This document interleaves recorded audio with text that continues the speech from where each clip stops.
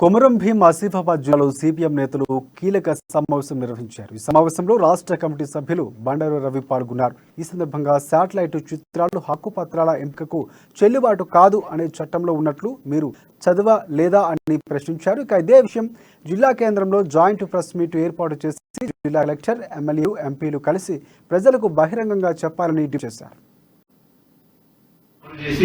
పొరుగుల సాగుదారులకు పట్టాలు ఇవ్వాలనే ప్రక్రియకి తూట్లు పొడిచే పని నడుస్తూ ఉంది.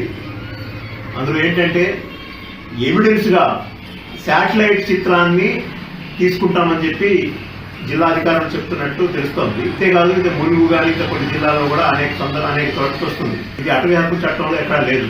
ఈ కొమరం భీం జిల్లాలో నేను జిల్లా కలెక్టర్ చెప్పేది ఒకటే, మీరు చెప్పేది నిజమని చెప్పదలుచుకుంటే జిల్లా collector, Asifabad MLA, Kagaznagar MLA, Adilabad MP, మీరు నలుగురు ప్రెస్ ముందుకు వచ్చి